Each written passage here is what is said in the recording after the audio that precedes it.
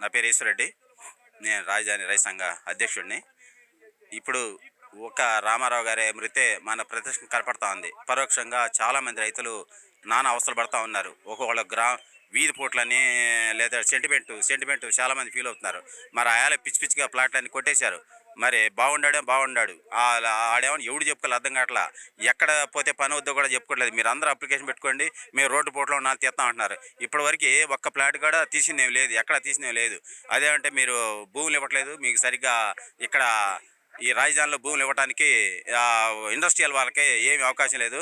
అందుకని ఇది ఏడబెట్టి ఆయన పక్కకు పోయాడు. మళ్ళీ ఆ 16,000 ఎకరాలకి మళ్ళీ అదే అయిపోయి ఇంకో పక్క పోతాడు. ఇక్కడ మొదటివాడికి అన్నం పెట్టలా, ఇంకా రెండో వాడికి అన్నం పెడితే మూడో వాడికి అన్నం ఎప్పుడు పెడతారో ఎప్పుడు తింటారో. నీ పీరియడ్ 5 సంవత్సరాలు ఎవరికైనా సరే ఎన్ని 5 ఏళ్ళు. ఆ తర్వాత ఏ రాజుడు రెడ్డోడు ఏ ప్రభుత్వం వచ్చిందో తర్వాత ఎవరు వస్తారో మరి అది దాని మీద ఎంత పని చేస్తారో తెలీదు.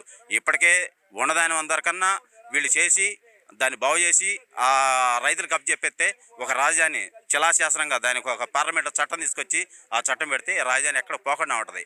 అంతేగాని ఒట్టెట్టి స్టేట్మెంట్లు, ఆ బిల్డింగ్ల గురించి స్టేట్మెంట్లు ఇస్తే ఇది రైతులకు న్యాయం చేసినట్టు కాదు.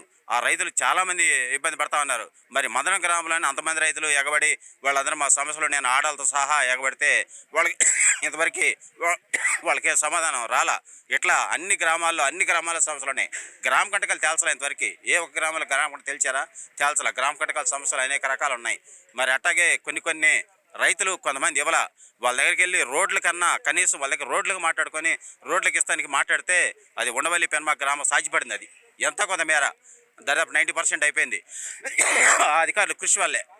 అంతేగాని ఎక్యుయేషన్ పెడతాం ఇది పెడతాం అంటే ఎక్యుయేషన్ పెట్టిన అన్ని గ్రామాలన్నీ కూడా మీరు ఏదైనా రోడ్డుకి హైవే రోడ్డుకో లేకపోతే ఇంకేదో రైల్వే స్టేషన్కో ఎక్యుయేషన్ పెడితే చెల్లిది. కానీ దీనికోసం ఈ ప్రాజెక్టు కోసం ఎక్యుయేషన్ పెడితే అది ఒకసారి ఆలోచించుకొని అట్టా ముందుకి రైతుల మీద బలప్రయోగం చేయకూడదు. చట్టం ద్వారాగా బలప్రయోగం చేస్తే ఏం జరుగుతుందంటే వాడు 1000 మంది చెబుతాడు. ఆ 1000 మంది చెప్పేటప్పటికి ఆటోమేటిక్గా ఆ ప్రభుత్వం పలసన అయిపోతే రాజధాని వెనకబడటానికి అవకాశం ఉంటుంది. మళ్ళీ ఇంకోటి వచ్చి ఇక్కడి నుంచి రాజధాని తీసుకుపోవడానికి అవకాశం ఉంటుంది. అట్లాంటివన్నీ లేకుండా వీళ్ళే ఈయన ఉన్నంతకాలం ఈ 3 ఏళ్ళలోనే దీని శిలాశాసనంగా రాజధానిలో కూడా చట్టం తీసుకొచ్చి పార్లమెంట్లో కూడా చట్టం తీసుకొచ్చి రాజధాని ఎక్కడే ఉంచాలని కోరుకుంటూ ఇవాళ ఈ సిఆర్ఐ కమిషనర్ గారికి మేము ఒక రిప్రజెంటేటివ్ కూడా ఇదలుచుకొని ఇప్పుడు వచ్చాం. ఇప్పుడు రిప్రజెంట్ ఇస్తాం. ఇది విషయం.